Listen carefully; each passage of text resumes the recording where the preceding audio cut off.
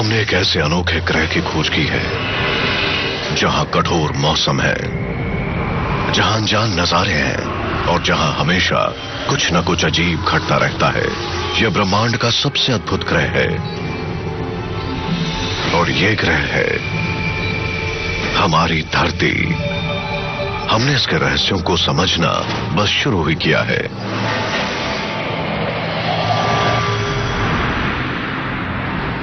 जब धरती बनी, यहां पर हालात नरक जैसे थे। अगर बीते समय में जाना मुमकिन होता तो 4.5 अरब पुरानी धरती पर हम बिना स्पेस सूट पहने नहीं जा सकते थे। वो कौन सी भाग्यशाली घटनाएं थीं जिन्होंने धरती को उसका मौजूदा स्वरूप दिया? अगर डायनासोर्स का खात्मा नहीं हुआ होता तो आज हम यहाँ नहीं होते। आखिर मानव जाति का भविष्य क्या है?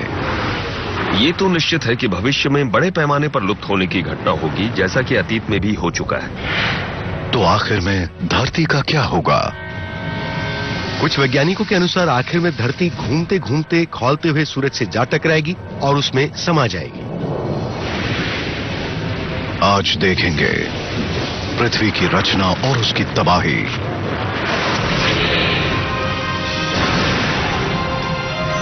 सीक्रेट्स ऑफ द अर्थ में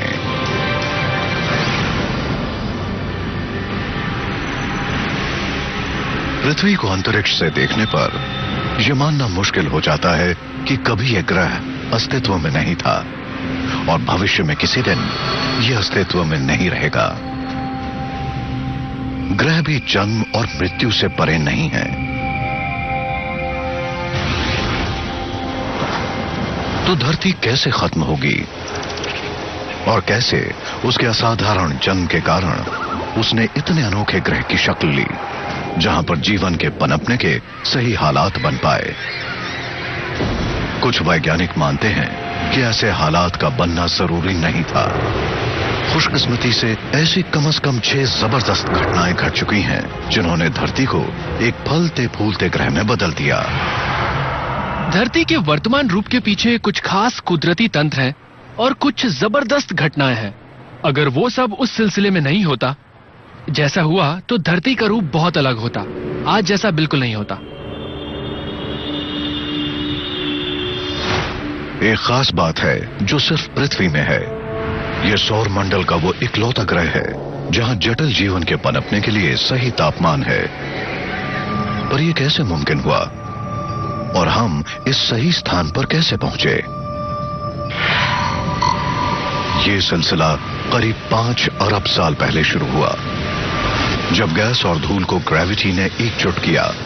यह इंटरस्टेलर गैस और धूल बादल की शक्ल में थी। इस बादल का ज्यादातर अंश बीच में जाकर जमा हो गया जिससे तारे की बनावट हुई जिसने बाद में सूरज की शक्ल ली। इस नवजात सूरज ने बादल में मौजूद 99.9% गैस और धूल को अपने भीतर समेट लिया और जो गैस और धूल बची उसने सपाट होकर एक डिस्क का रूप ले लिया। धूल और चट्टानों की घूमने वाली इस बनावट को प्रोटोप्लैनेटरी डिस्क कहते हैं।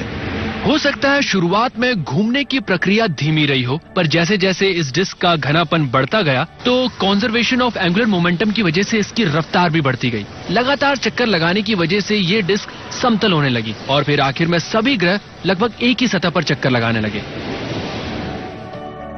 इसे पिज्जा बेस की तरह समझ सकते हैं, जिसे बनाते वक्त घुमाया जा रहा हो। जिस एक्सेस पर वो घूमता है वहां वो दबने लगता है और डिस्क का रूप ले लेता है। हमारे सौर मंडल में सूरज के चक्कर लगाने वाले सभी ग्रह इस सार्वजनिक डिस्क में रहकर करते हैं और ये हमारे सौर मंडल का प्लेन है।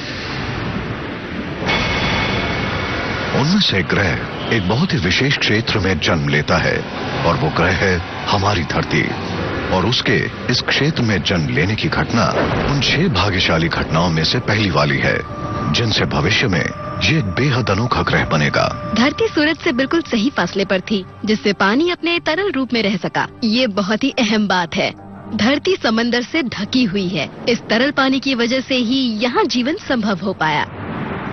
जिस क्षेत्र में धरती का जन्म हुआ उसे अक्सर गोल्डीलॉक्स जोन कहा जाता है।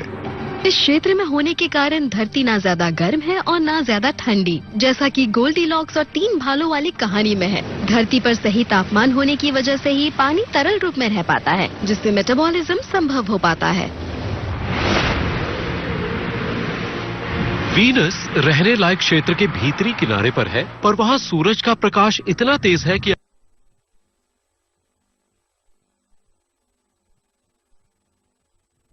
और इस वजह से मार्स जम गया, जबकि वीनस के साथ उलट हुआ, वो गर्म हो गया, पर धरती का तापमान सही रहा। ये वो जगह बन गई जहां जीवन का पनपना संभव बन सका। ये हमारी खुशकिस्मती है कि हमारी धरती गोल्डीलॉक्स जोन में है। सौर मंडल को स्केल करते हैं। चलिए ये मानते हैं कि सूरज यहाँ इस गोल लाइन पर है और मेरा ये एक कदम अंतरिक्ष में करीब 16 लाख किलोमीटर के बराबर है। तो इस तरह मर्क्यूरी सूरज से 11 मीटर दूर है, वीनस करीब 20 मीटर दूर, पृथ्वी 28 मीटर और मार्स करीब 43 मीटर दूर है और जुपिटर करीब 146 मीटर की दूरी पर परिक्रमा कर रहा है। ये फासला करीब 1.5 फुटबॉल के मैदान जितना हुआ।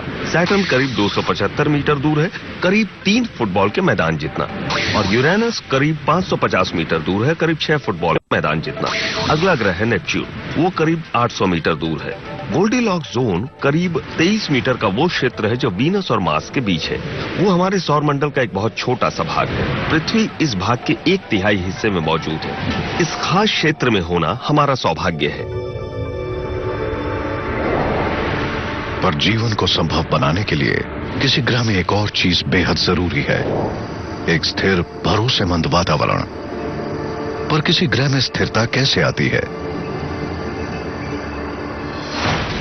ये जानने के लिए हमें करीब 4 अरब साल पहले धरती के अतीत में जाना होगा। तब अंतरिक्ष का एक हमलावर धरती को तबाह करने की फिराक में था। पृथ्वी को बने ज्यादा वक्त नहीं हुआ था, तब एक बेहद विशालकाय गोलाकार चीज पृथ्वी से टकराई थी। वैज्ञानिक मानते हैं वो मार्स जितनी बड़ी थी।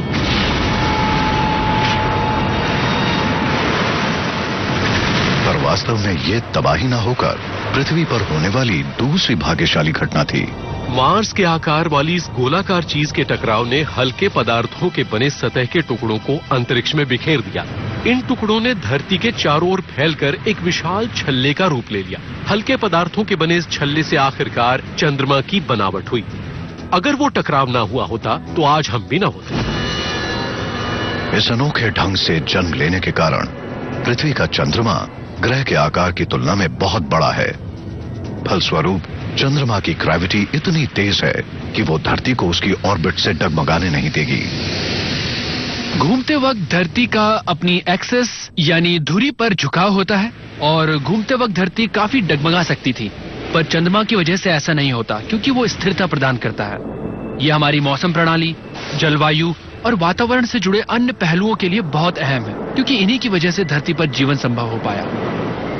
पृथ्वी के झुकाव के कारण ही धरती पर अलग अलग मौसम है। नॉर्थ पोल की दिशा हमेशा पोलैरिस की ओर रहती है। गर्मियों में नॉर्दर्न हेमिस्फीयर का झुकाव सूरज की ओर होता है और इसी वजह से गर्मियों का मौसम होता है। पर 6 महीने बाद धरती घूमते घूमते सूरज की दूसरी ओर पहुंच जाती है। पर नॉर्दर्न हेमिस्फीयर की दिशा पोलैरिस की तरफ ही रहती है, जबकि इस दौरान उसका झुकाव सूरज से उलट दिशा में होता है और इसी वजह से सर्दियां आ जाती हैं। पृथ्वी की परिक्रमा करने वाला चंद्रमा बड़े आकार का है, इससे उसके झुकाव में स्थिरता बनी रहती है। देखा जाए तो फिलहाल मार्स का झुकाव भी करीब करीब पृथ्वी के समान ही है, पर बड़े आकार का चंद्रमा न होने की वजह से उसका झुकाव डगमगाता है और पिछले कई सालों से बदलता रहा है। अगर हमारे पास ऐसा चंद्रमा नहीं होता तो मौसमों में ना नियमितता होती और ना ही स्थिरता, ना ही क्रम से चलने वाले वो सिलसिले बन पाते जिनमें जीवन ने खुद को ढाला है, क्योंकि जीवन को स्थिरता पसंद है। पर करीब 4 अरब साल पहले जब चंद्रमा की बनावट हुए कुछ ही समय हुआ था, तब पृथ्वी बेजान थी और चारों तरफ सिर्फ खौलती पिघलती चट्टानें थीं। पर समय के साथ पृथ्वी ठंडी हुई और उसकी सतह ठोस बन गई। पर नाइट्रोजन और कार्बन डाइऑक्साइड के मिश्रण से वातावरण जहरीला था और जीवन को संभव बनाने वाला एक बुनियादी तत्व अभी भी मौजूद नहीं था, पानी। और अब एक और महाप्रलय धरती को एक बार फिर से तबाह करने वाला था।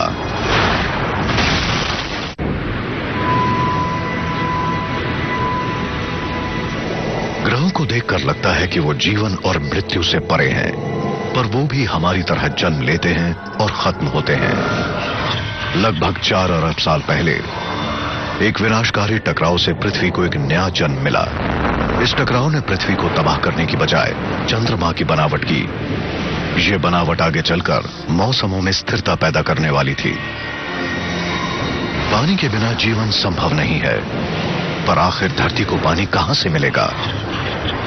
धरती की बनावट के करीब 50 करोड़ साल बाद हमारे ग्रह पर मीटियोर की बौछार सी हो गई। ये मीटियोर सोलर सिस्टम के बाहर से आए थे। इस पीरियड को लेट हेवी बम्बार्डमेंट कहते हैं। करोड़ों साल तक धरती पर कहर लगातार जारी रहा। एस्टेरॉयड और कॉमेट की जबरदस्त बमबारी चलती रही, पर इस जबरदस्त बमबारी के आखिरी दौर ने पृथ्वी पर होने वाली 30वीं भाग्यशाली घटना को मुमकिन बनाया, क्योंकि कॉमेट और एस्टेरॉयड अपने साथ पानी भी लाते हैं। लेट हैवी बम्बार्डमेंट पीरियड की खासियत ये थी कि उस दौरान धरती पर कुछ मात्रा में पानी पहुंचा, जिसके बिना धरती पर जीवन नहीं पनप सकता था। करोड़ों सालों में युवा धरती पर काफी मात्रा में पानी जमा हो गया, जिससे महासागरों और बादलों की बनावट हुई और इस तरह धरती पर मौसमों की शुरुआत हुई। भाप, कार्बन डाइऑक्साइड और नाइट्रोजन के मिश्रण ने धरती के वातावरण को रच दिया था। बेशक ऐसा वातावरण मनुष्य और पशुओं के लिए जहरीला साबित हो सकता था, पर अब धरती में वो सारे तत्व मौजूद थे जो जीवन की शुरुआत के लिए जरूरी थे, जैसे कि एक सेल वाला जीव, बैक्टीरिया। हमें ये नहीं पता कि जीवन की शुरुआत कहाँ, कब और कैसे हुई, पर हमारा मानना है कि इसकी शुरुआत लगभग 370 से 350 करोड़ साल पहले हुई थी, यानी लेट हैवी बम्बार्डमेंट के ठीक बाद। उस वक्त धरती पर हालात नरक जैसे थे। गर्मी बहुत ज्यादा थी, भूकंप और ज्वालामुखी अपना कहर बरसाते थे। इतने मुश्किल हालात में किसी भी जीव का विकसित होना, उसका पनपना कल्पना से परे की बात थी। पर 1991 में वैज्ञानिकों ने चेर्नोबिल न्यूक्लियर रिएक्टर के बीचों बीच एक खास तरह के फंगस की खोज की, जो वहां फल फूल रहा था और साथ साथ वो रेडियो एक्टिव वेस्ट को बतौर खाने के रूप में इस्तेमाल कर रहा था। ये उस खास तरह के फंगस की जीती जागती मिसाल थी जिसे एक्सट्रीमोफाइल कहते हैं। ये जीव ऐसी जगह पर पनपता है जहां ज्यादातर प्राणियों के लिए रहना घातक होता है। 80 के दशक से वैज्ञानिक ऐसे जीवों की निरंतर खोज कर रहे हैं जो येलोस्टोन नेशनल पार्क के गीजर्स में पनप रहे थे और गहरे समंदर के हाइड्रोथर्मल वेंट में विकसित हो रहे थे। कुछ वैज्ञानिकों का मानना है कि इन जीवों के माध्यम से हम समझ सकते हैं कि अरबों साल पहले की कठोर परिस्थितियों में धरती पर जीवन कैसे विकसित हुआ। ये जीवन का सिलसिला शायद ज्वालामुखी की सुराखों में शुरू हुआ। हम सभी जीवों के जेनेटिक इतिहास से पृथ्वी के उस दौर को समझ सकते हैं। सभी सुराग इशारा करते हैं ऐसे कई जीव की ओर जिसे हम कहते हैं लास्ट यूनिवर्सल कॉमन एंसेस्टर। हमारा वो पूर्वज जीवन का वो रूप है जिसमें से धरती पर रहने वाले अलग अलग जीव विकसित हुए हैं। हमारे उस पूर्वज को गर्मी बहुत पसंद थी, इसलिए वैज्ञानिक मानते हैं कि शायद जीवन का विकास बेहद गर्म वातावरण में हुआ, जैसे कि किसी ज्वालामुखी के मुंह के पास। ऐसा किसी गहराई वाले तालाब में होना मुश्किल है, क्योंकि वहाँ वातावरण इतना गर्म नहीं होता। पर धरती को आज के शक्ल में आने के लिए ऐसे हालात चाहिए थे जहाँ जटिल जीवन पनप सके, पर उसके लिए धरती के वातावरण में एक जबरदस्त बदलाव की जरूरत थी। उसके लिए धरती को ऑक्सीजन चाहिए थी, पर वो आएगी कहाँ से? धरती के शुरुआती दौर का वातावरण आज के दौर से बिल्कुल अलग था। अगर बीते समय में जाना मुमकिन होता तो 4.5 अरब साल पुरानी धरती पर हम बिना स्पेस सूट पहने नहीं जा सकते थे। उस समय धरती का वातावरण बहुत ही अलग था। तब ऑक्सीजन नहीं थी, मुख्य रूप से कार्बन डाइऑक्साइड थी और जीवन ने उस वातावरण में खुद को ढाल लिया था। पर फिर कुछ बहुत ही अद्भुत हुआ। बैक्टीरिया का एक प्राचीन रूप विकसित हो गया। उसने सूरज के प्रकाश को ऊर्जा में बदलना सीख लिया। इस अडेप्टेशन के कारण, इस नई काबिलियत की वजह से ये बैक्टीरियम सूरज की रोशनी को लेकर उसे डाइजेस्ट करके ऊर्जा में बदल सकता था। इस नई प्रक्रिया से गजब का वेस्ट प्रोडक्ट पैदा होने लगा, ऑक्सीजन। हालांकि बैक्टीरिया की उस खास प्रजाति का हर सदस्य ऑक्सीजन की बहुत ही कम मात्रा पैदा करता था, पर लंबे अरसे के बाद अरबों बैक्टीरिया ने पृथ्वी के वातावरण को ऑक्सीजन से लबालब कर दिया। ऑक्सीजन से भरपूर वातावरण की ये रचना पृथ्वी को मौजूदा रूप देने वाली चौथी भाग्यशाली घटना थी। इस खास लम्हे के निशान धरती पर चारों ओर दर्ज हैं। हमारे पास ये चट्टान का नमूना है जो लगभग 2.5 अरब साल पुराना है। आप यहाँ नीचे की तरफ देखिए और यहाँ ऊपर की तरफ ये जो चमकदार लाल धारियां नजर आ रही हैं, इन्हें हम बैंडेड आयन फॉर्मेशन कहते हैं। और ये लाल वाला हिस्सा आयन ऑक्साइड है, यानी जंग लगा लोहा। और जंग ऐसे युग में लगा होगा जब वातावरण में बहुत सारी ऑक्सीजन होगी जो लोहे को जंग में बदल सकी। बेशक वातावरण में ऑक्सीजन मौजूद थी, पर अभी भी जीवन समंदर की गहराइयों में छिपा हुआ था। सूरज की घातक रेडिएशन उन जीवों के लिए जानलेवा हो सकती थी जो समंदर से बाहर आने की हिम्मत करते। तब अल्ट्रावायलेट रेडिएशन से पृथ्वी की सुरक्षा ना के बराबर थी। अगर धरती का आकार इस सेब जितना है तो उस समय की सुरक्षात्मक परत इस सेब के छिलके से भी पतली थी। खुशकिस्मती से अब ओजोन लेयर है जो कवच की तरह धरती को सूरज की घातक रेडिएशन से बचा रही है। जब तक वायुमंडल में ओजोन लेयर की बनावट नहीं हुई थी, तब तक धरती की सतह पर जीवन की पनपने की संभावना नहीं थी, क्योंकि रेडिएशन की वजह से वातावरण बेहद घातक था। पर जब कवच के रूप में ओजोन लेयर उभरी तो जीवन ने समंदर से जमीन की ओर रुख करना शुरू कर दिया। ओजोन लेयर धरती को अल्ट्रावायलेट रेडिएशन से बचाती है, पर इसके अलावा धरती के पास एक अदृश्य ढाल भी है जो उसे आसमान में छिपे हुए कुछ और खतरों से बचाती है। सौर तूफान और हवाओं की जबरदस्त वेव्स धरती से टकराकर चार्ज्ड पार्टिकल्स की बौछार करती हैं। ये बौछार जीवों में कैंसर जैसे रोग पैदा कर सकती है। किसी विशाल बार मैग्नेट की तरह धरती का अपना चुंबकीय क्षेत्र है जो उसके ध्रुवों से फैलकर छतरी जैसा काम करता है। वो धरती पर आने वाली घातक बौछारों को वापस लौटा देता है। सौर हवाएं हर वक्त चलती रहती हैं, पर धरती का सुरक्षा कवच हमें उसके असर से बचाता है। अगर ये कवच ना होता तो सौर हवाएं धरती के वातावरण को छलनी कर देती। वो उसे बेहद हल्का करके उसका वजूद मिटा देती। इसका असर धरती के सभी जीवों पर पड़ता। अगर धरती की मैग्नेटिक फील्ड नहीं होती तो सौर तूफान और सौर हवाओं के पार्टिकल्स धरती के सतह पर आसानी से पहुंच जाते और हम घातक रेडिएशन के शिकार हो जाते। धरती के चुंबकीय क्षेत्र और ओजोन लेयर पृथ्वी पर होने वाली 5वीं भाग्यशाली घटना थी।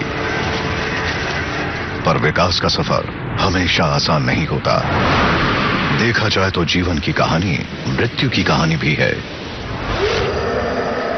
15 करोड़ साल तक धरती पर डायनासोर्स का राज था। फिर अचानक उनकी हुकूमत खत्म हो गई। एक बड़ा एस्टेरॉयड या कॉमेट धरती से आ टकराया। यह घटना मेक्सिको के तट के पास हुई थी। हालांकि धरती से टकराने वाली इस चट्टान की चौड़ाई सिर्फ 10 किलोमीटर के आसपास थी, पर इस घटना से पूरी दुनिया में तबाही मच गई। इस टकराव की वजह से चारों ओर धूल छा गई, जिसने सूरज को छिपा दिया और दुनिया भर में सर्दियां छा गई। इसके अलावा पूरी दुनिया में जगह जगह आग लग गई और टाइडल वेव्स उठने लगे और एसिड रेन यानी अम्लीय वर्षा शुरू हो गई। ऐसा इसलिए हुआ होगा क्योंकि चट्टानों में छिपी कार्बन डाइऑक्साइड वेपराइज हो गई होगी और बाद में पानी के साथ मिलकर उसने एसिड रेन का रूप ले लिया होगा। महाप्रलय मचाने वाले इस टकराव के बाद पृथ्वी पर नर्क जैसे हालात थे। तो 6.5 करोड़ साल पहले धरती बहुत बुरे हाल में थी। पर यह महाप्रलय वो छठी भाग्यशाली घटना थी जिससे उस धरती की रचना होगी जिस पर मानव जाति का राज होगा।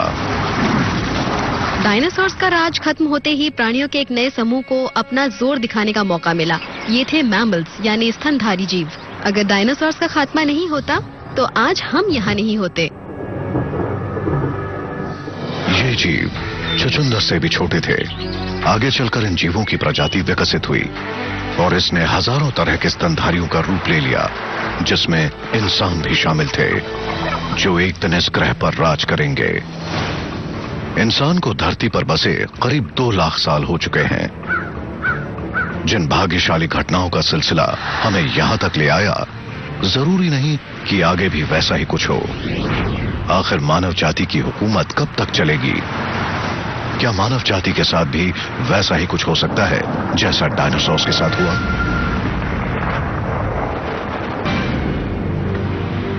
इंसान बाकी प्रजातियों से अलग है।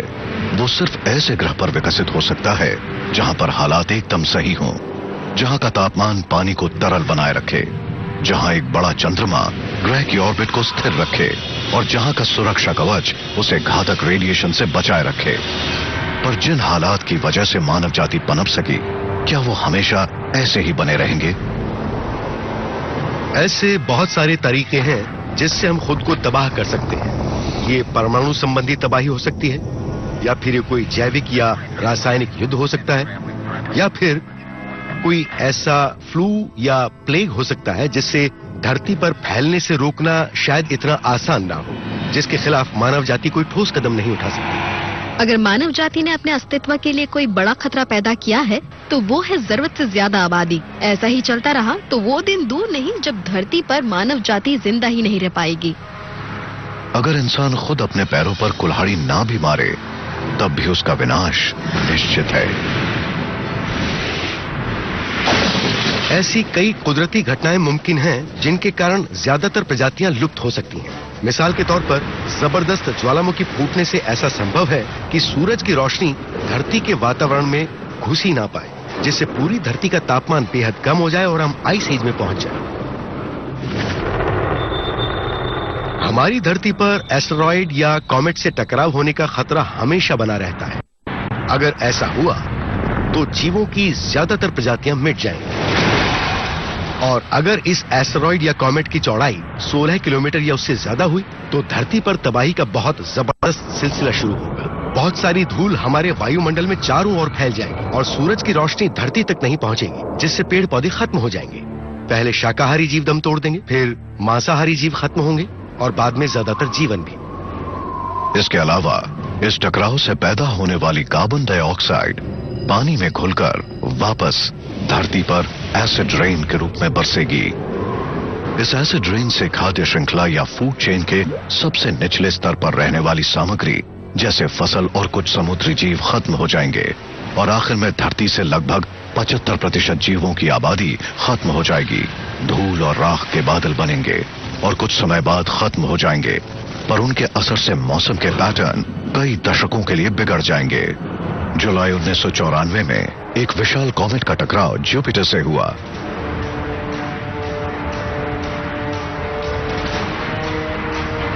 जुपिटर से टकराने वाला यह कॉमेट करीब 5 किलोमीटर लंबा था। इसे नाम दिया गया शूमेकर लिवी 9। इस जबरदस्त टकराव के असर को 21 अलग अलग जगहों पर दर्ज किया गया, पर इनमें सबसे बड़ा अजूबा था एक डार्क होल जो करीब 12,000 किलोमीटर गहरा था, लगभग धरती की चौड़ाई जितना।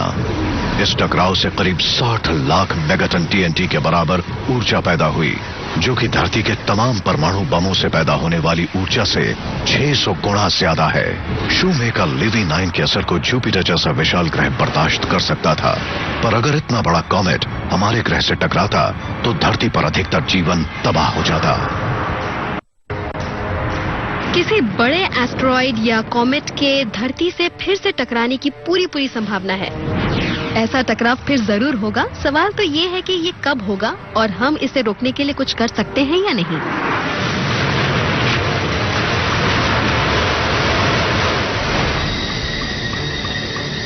खुशकिस्मती से अगर एस्ट्रोनॉमर आसमान की जांच करे तो धरती से टकराने वाले इन ज्यादातर एस्टेरॉयड या कॉमेट का पता लगाया जा सकता है और फिर इसके बाद अप्लाइड फिजिसिस्ट और इंजीनियर इन घातक चट्टानों को उनके रास्ते से समय रहते हटा सकते हैं और मानव जाति को बचा सकते हैं। इस तबाही से बचने का रास्ता है वक्त से पहले उनका पता लगाना। अगर हमें दशकों पहले इस खतरे की चेतावनी मिल जाए तो हम उसके खिलाफ एक ठोस योजना बना सकते हैं ताकि हम उस घातक चट्टान के रास्ते को हल्का सा बदल सकें, जिससे वो हम तक पहुंचने में कामयाब ना हो पाए। अगर सिर्फ कुछ हफ्तों या महीनों या सिर्फ साल भर पहले चेतावनी मिले तो हम कुछ नहीं कर पाएंगे। ये चेतावनी हमें दशकों पहले मिलनी चाहिए। लेकिन धरती पर सिर्फ एस्टेरॉयड का खतरा नहीं मंडरा रहा। कुछ और भी खतरे हैं जो धरती से जीवन का नामो निशान मिटा सकते हैं। उनमें से खतरा सूरज से हो सकता है। ये मानना मुश्किल है पर असल में अंतरिक्ष में भी मौसम होते हैं। इसे हम स्पेस वेदर कहते हैं। ये वहाँ से शुरू होता है जहाँ धरती के मौसम की हदें खत्म होती हैं। ज्यादातर जिस स्पेस वेदर की हम चिंता करते हैं वो सूरज से आने वाले सौर तूफान और सोलार फ्लेयर्स हैं। हालांकि पृथ्वी का चुंबकीय क्षेत्र एक सुरक्षा कवच की तरह काम करता है, पर बड़ा सौर तूफान इस कवच को भेदने की ताकत रखता है। अगर ऐसा कोई तूफान धरती की ओर रुख करता है तो उससे धरती पर बड़े पैमाने पर बर्बादी होगी। यानी कि उसके आने से चारों तरफ बिजली का प्रवाह होगा, जिससे हमारे ट्रांसफॉर्मर्स शॉर्ट सर्किट हो जाएंगे और हमारे पावर ग्रिड खाक हो जाएंगे।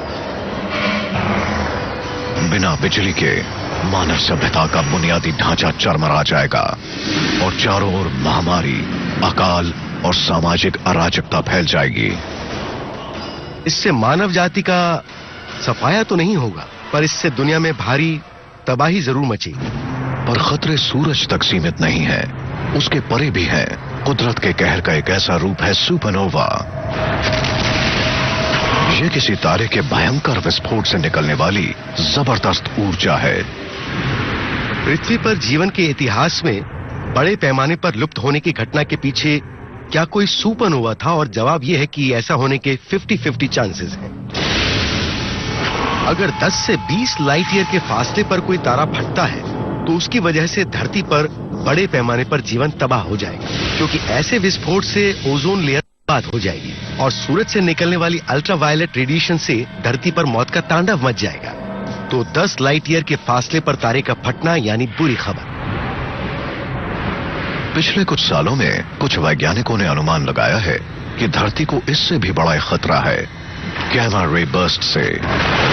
गैमा रे बर्स्ट यानी तेज ऊर्जा वाले पार्टिकल्स के बेहद जबरदस्त एमिशन, जो तब होते हैं जब कोई विशाल तारा फटकर ब्लैक होल का रूप ले लेता है।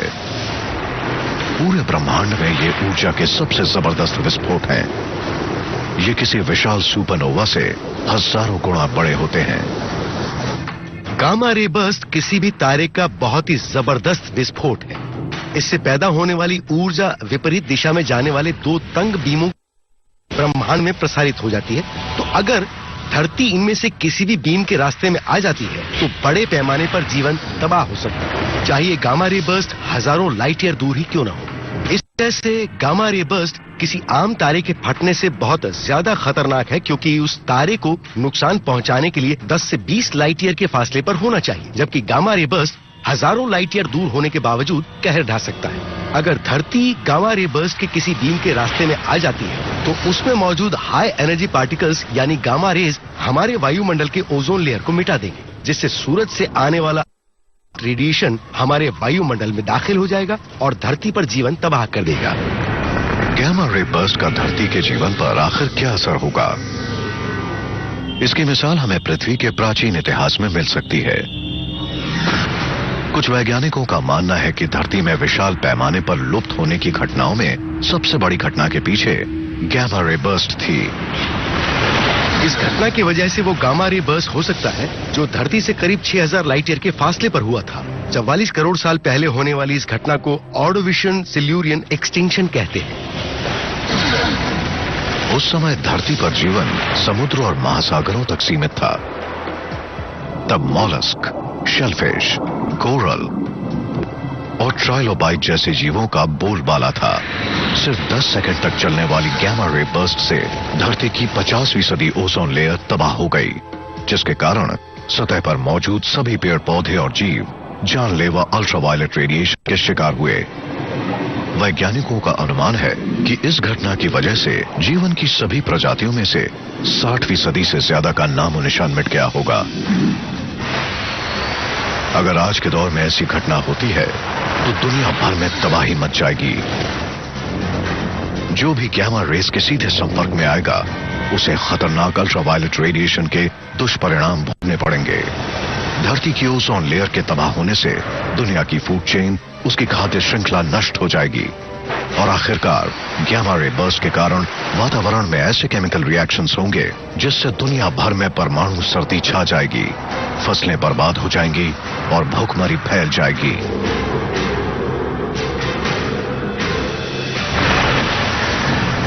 अच्छी बात यह है कि इतने विशाल ब्रह्मांड में गामा रे बर्स्ट सिर्फ उसको ही तबाह कर सकता है जो उसके तंग बीम्स के रास्ते में आता है, और अगर धरती उस बीम की किसी भी दिशा में नहीं आती तो हमें कुछ नहीं होगा। धरती का किसी ऐसी बीम की चपेट में आने का खतरा बहुत ज्यादा नहीं है, इसलिए लगता नहीं कि मानव जाति गामा रे बर्स्ट के कारण धरती से लुप्त होगी। हमारे पास फिक्र करने के लिए उससे भी बड़े खतरे हैं। अगर मानव जाति लुप्त भी हो जाती है तब भी धरती पर जीवन चलता रहेगा। अगर बड़े पैमाने पर लुप्त होने की घटना होती भी है तो उसका ये मतलब नहीं है कि धरती खत्म हो जाएगी। उस घटना से पहले जिस जीव का वर्चस्व था सिर्फ वो बदल जाएगा, पर धरती का जीवन चलता रहेगा। धरती पर इंसान सिर्फ 2 लाख साल से हैं, जबकि धरती पर जीवन लगभग 3.5 अरब साल से है। बेशक आज धरती पर इंसान का ही राज है, पर धरती के ज्यादातर इतिहास में ऐसा नहीं था। जीवन को धरती से पूरी तरह से मिटाना बेहद मुश्किल है। जीवन बदलाव के अनुसार खुद को ढाल लेता है, इसीलिए धरती पर जीवन चलता रहेगा। इंसान और जानी पहचानी प्रजातियों के मिटने के बाद भी जीवन चलता रहेगा। पर क्या कुछ ऐसा होता है जो ग्रहों को निकल जाता है, अंधेरे में इंतजार में बैठा है?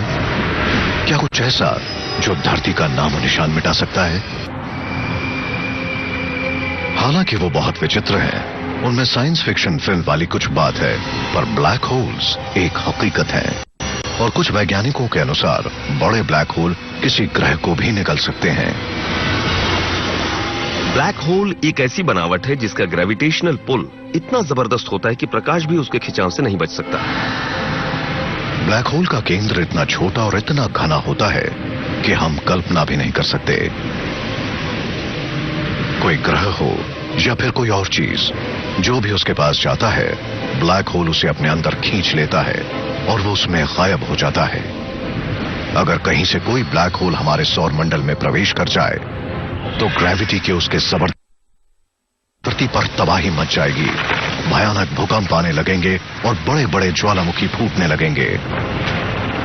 जब कोई ग्रह किसी ब्लैक होल में दाखिल होता है तो वो ग्रह नूडल्स की तरह लंबाई में खिंचने लगता है। फिर उसके बेहद लंबे और पतले रेशे बच जाते हैं जो अंत में बेहद छोटे पॉइंट में सिकुड़ जाते हैं। तो अगर हमारी धरती या सूरज को कोई ब्लैक होल निगल लेता है तो वो सच में बहुत बुरी खबर होगी। पर ब्लैक होल्स बहुत बहुत छोटे होते हैं, वो बहुत दुर्लभ होते हैं, तो इसलिए हमारे सौर मंडल में किसी ब्लैक होल के आने की संभावना बहुत कम है। एक और खतरा है जो धरती को तबाह कर सकता है। वैज्ञानिकों ने उसे अजीब नाम दिया है, रोग प्लैनेट। अंतरिक्ष में भटकते इन ग्रहों की खोज 90 के दशक में हुई, जब एस्ट्रोनॉमर्स को उनके होने के पुख्ता सबूत मिलने शुरू हुए। रोग प्लैनेट वो खास तरह का ग्रह है जो किसी दूसरे प्लैनेटरी सिस्टम से इजेक्ट होकर आया है, शायद ऐसे किसी प्लैनेटरी सिस्टम से जो अभी बन रहा है। वहाँ के ग्रहों के ऑर्बिट ठीक से तय भी नहीं हुए हैं, इस वजह से ग्रह टकरा जाते हैं और ग्रेविटेशनल स्लिंग शॉट इफेक्ट की वजह से वो बाहर धकेल दिए जाते हैं। रोग प्लैनेट यतीमों की तरह अंतरिक्ष में अकेले भटकते रहते हैं। वो किसी तारे से नहीं बंधे हैं। ऐसा माना जाता है कि कुछ और तारे हैं जिनके इर्द गिर्द ग्रह चक्कर काट रहे हैं, और कुछ ऐसे भी ग्रह हैं जो किसी तारे से नहीं बंधे हैं। शायद वो अपनी ऑर्बिट से छूट निकले थे और अब वो बिना किसी रोक टोक के अंतरिक्ष में अकेले ही घूम रहे हैं। हमें लगता है हमारी मिल्की वे गैलेक्सी में चारों ओर अरबों रोग प्लैनेट्स घूम रहे हैं। कुछ वैज्ञानिकों का अनुमान है कि इनमें से एक रोग प्लैनेट हमारे सौर मंडल में घूमता हुआ पहुंच सकता है और उसका पृथ्वी से टकराव संभव है। और अगर ऐसा होता है तो उससे हमारी धरती पूरी तरह से खत्म हो जाएगी। अगर कोई रोग प्लैनेट यहाँ आ जाता है तो वो ग्रहों को ऑर्बिट से भटका सकता है, वो पृथ्वी को सूरज में ढकेल सकता है, या फिर वो उसे सौर मंडल से भी बाहर कर सकता है।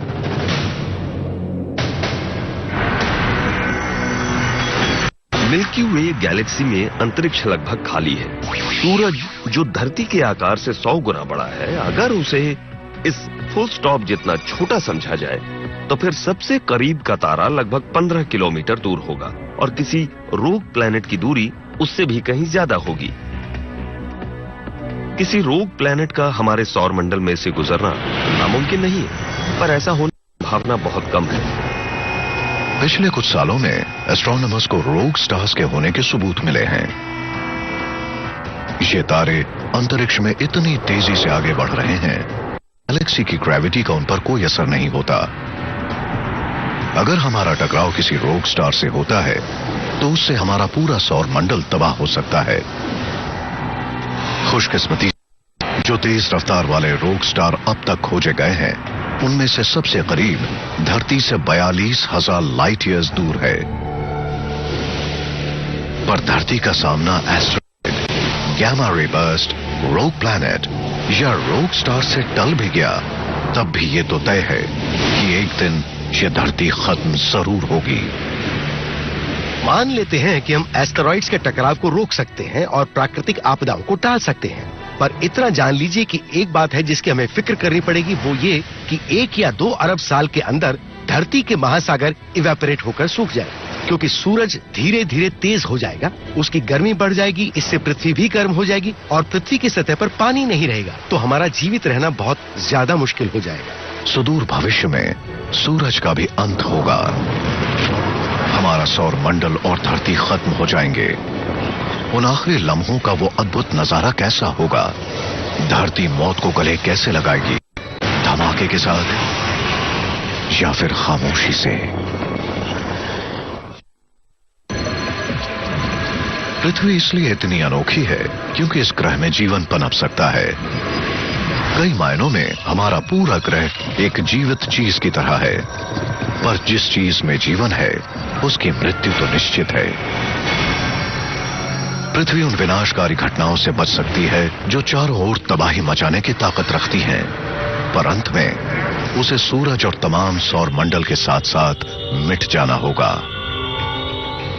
सूरज को अस्तित्व में आए करीब 4.5 अरब साल हो चुके हैं। वो अपने परमाणु ईंधन का लगभग आधा हिस्सा इस्तेमाल कर चुका है। ये कह सकते हैं कि सूरज एक अधेड़ उम्र वाला तारा है जो अपने सामान्य स्थिर जीवन की आधी उम्र जी चुका है।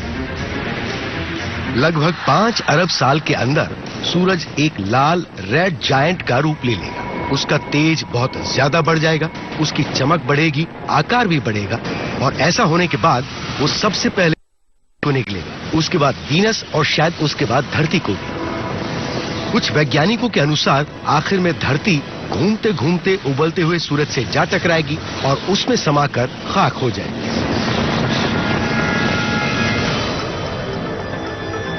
अगर 1 फुट 16 लाख किलोमीटर जितना हो तो पृथ्वी इस बेरिंग बॉल जितनी होगी और सूरज इस फुटबॉल जितना, और फिर सूरज धरती से 93 फुट दूर होगा जितना वो सन डायल है। जब सूरज का ईंधन खत्म हो जाएगा तो वो एक रेड जायंट का रूप लेकर फैलना शुरू कर देगा और धीरे धीरे उसकी सतह धरती के ऑर्बिट तक पहुंच जाएगी। यानी कि करीब 93 फुट दूर जब सूरज उस रेड जायंट का रूप ले लेगा, तब वो इतना ज्यादा बड़ा हो जाएगा कि हो सकता है कि वो धरती को ही निगल जाए और फिर धरती का वजूद हमेशा हमेशा के लिए मिट जाएगा। आज से लगभग 5 से 7 अरब सालों में सूरज बहुत ज्यादा बदल जाएगा। तब धरती के सतह पर जीवन होने की कोई संभावना नहीं बचेगी। अगर हम मान भी लें कि सूरज धरती को नहीं निगलता, तो ये तो निश्चित है कि धरती का तापमान बर्दाश्त से बाहर होगा, क्योंकि उस समय का सूरज आज के सूरज से लगभग 1000 गुना ज्यादा तेज होगा। इससे पहले कि सूरज एक रेड जायंट बने, उम्मीद है कि मानव जाति किसी दूसरे प्लेनेटरी सिस्टम तक पहुंचने की तैयारी कर लेगी। वो किसी रहने लायक ग्रह में जाकर बस जाएगी, कोई ऐसी जगह जिसे नया घर कहा जा सके। इसका पूर्वानुमान लगाना मुश्किल है कि धरती के मिटने का सिलसिला कैसा होगा। हो सकता है सूरज धरती को ना निगले, शायद धरती ही उस विशाल रेड जायंट से बहुत दूर चली जाए। जब सूरज का आखिरी समय आएगा तो वो रेड जायंट बन जाएगा। तब उसका मास लगातार घट रहा होगा, वो अपने विशालकाय रूप को धीरे धीरे खो रहा होगा। उस वजह से धरती धीरे धीरे सूरज से दूर होना शुरू हो जाएगी, क्योंकि उनके बीच का ग्रेविटेशनल फोर्स कमजोर हो जाएगा। एक और संभावना है कि कुछ ऐसे असर पैदा हों जिनसे धरती सूरज की तरफ जाने लगे, वो भी तेजी से घूमते हुए। मिसाल के तौर पर अगर वो सूरज के वायुमंडल में दाखिल हो जाती है तो फ्रिक्शनल ड्रैग की वजह से वो गोल गोल घूमती हुई उसमें समा जाएगी। पर कौन सा असर हावी होगा ये कहना मुश्किल है। शायद धरती सूरज से दूर चली जाए, या ये हो सकता है कि सूरज धरती को निगल ले। पर जो भी होगा, ये निश्चित है कि धरती के साथ आखिर में कुछ ज्यादा अच्छा नहीं होगा। जैसे जैसे सूरज का ईंधन खत्म होने लगता है, उसका कोर लगातार ठंडा होकर सिकुड़ने लगता है। तब उसका डायमीटर कुछ 1000 किलोमीटर का ही रह जाता है।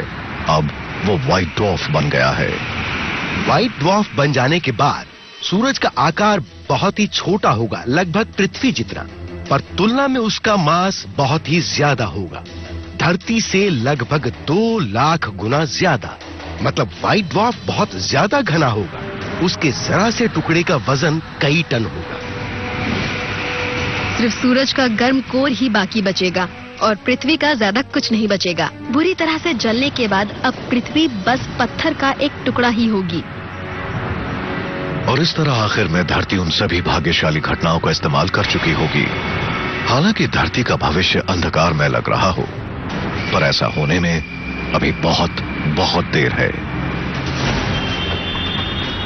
धरती का अस्तित्व अरबों सालों से बना हुआ है और उसका भविष्य आने वाले अरबों सालों तक बना रहेगा। हमें धरती पर आए 5 लाख साल भी नहीं हुए। इस ग्रह के लंबे इतिहास में हमारी मौजूदगी बस पलक झपकने जितनी देर की है। तो ये ध्यान रखते हुए ही हमें सोचना चाहिए कि धरती के लिए हमारा फर्ज क्या है, हम इससे क्या सीख सकते हैं, इसके लिए क्या कर सकते हैं।